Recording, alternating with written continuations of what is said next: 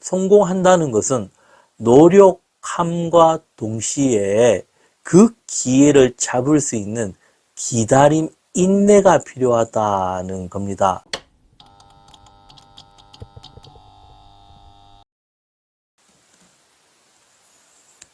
안녕하세요. 주경복TV의 주경복입니다. 이건희 에세이 140페이지 패러독스 경영입니다.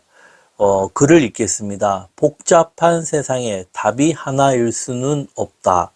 다양성을 수용하는 가치관을 갖고 모순을 조화시키는 한 차원 높은 경영이 필요하다.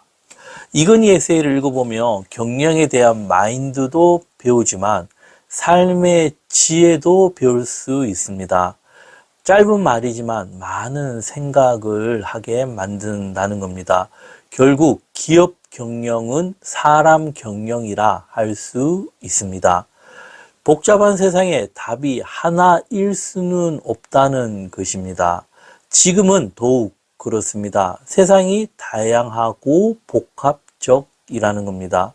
누구나 갖고 있는 핸드폰만 보더라도 작은 기계 하나로 모든 것을 할 수 있는 다양성이 있다는 겁니다. 이건희가 반도체나 핸드폰 사업을 성공시킬 수 있었던 이유도 이건희가 가진 이러한 마인드 때문입니다. 그가 말한 대로 다양성을 수용하는 가치관이 필요하다는 겁니다. 내가 최고다, 나만이 옳다 하는 것이 아니라 다른 이들의 강점을 볼 수 있는 눈이 필요하고 이들의 강점을 활용할 수 있는 지혜도 필요하다는 것입니다. 이러한 마인드로 모순을 조화시키는 한 차원 높은 경영이 필요하다는 겁니다. 다양성을 수용하는 가치관을 갖고 모순을 조화시키는 한 차원 높은 경영이 필요하다라는 겁니다. 사기에 나오는 유방입니다. 천하를 얻은 자 먼저 인재를 얻는다 했습니다. 인재를 얻은 자가 천하를 얻을 수 있다는 겁니다. 유방의 가장 강력한 힘은 인재를 알아보고 인재를 등용했다는 것입니다. 후에 제갈량도 이러한 고백을 합니다. 모든 것을 다 가져도 인재가 없으니 큰 뜻을 이룰 수 없었다라 고백을 합니다. 이건희의 한 차원 높은 경영도 이러한 경영이었습니다. 그는 인재를 등용할 줄 알았고 그리고 스스로 인재를 만들어 갈 수도 있었다는 겁니다. 이건희가 가진 가장 강력한 힘이었던 겁니다. 지금도 성공하는 것을 보면 사람을 잘 활용하는 곳입니다. 다양성을 인정해주고 적절히 활용할 수 있는 지혜를 가진 자가 뜻을 이루어 갈 수 있다는 것입니다. 계속 글을 읽겠습니다. 역사적으로 뛰어난 인물들 중에는 부드러우면서도 강하고 신중하면서도 추진력이 있는 양면적인 성격의 소유자가 많다. 큰 인물들은 한쪽으로 치우치는 것 같지만 그렇지 않다는 겁니다. 유연성을 가지고 있다라는 겁니다. 강한 듯 하면서도 약하고 약한 듯 하면서도 기회가 오면 강하게 밀어붙이는 집중력과 강력한 힘이 있다는 겁니다.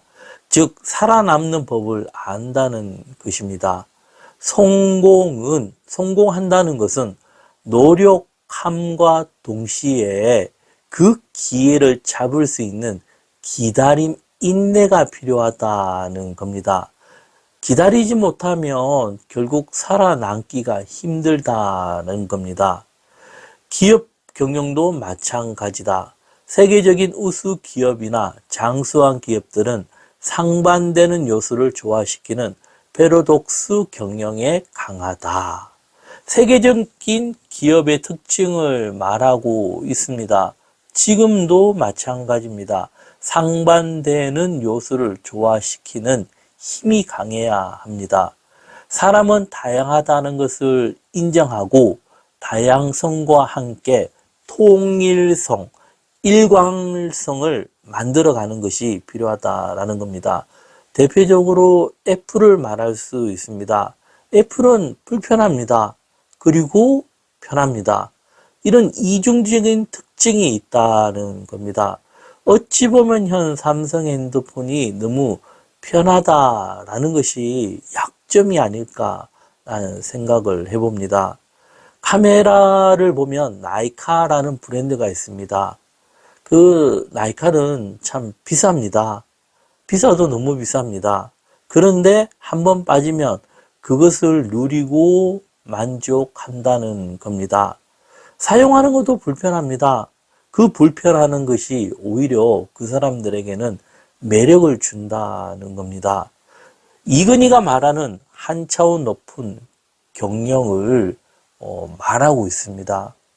앞으로 삼성의 미래도 이러한 패러독스의 경영이 미래라 봅니다. 내용이 좋으셨다면 구독, 좋아요 부탁드리겠습니다. 감사합니다.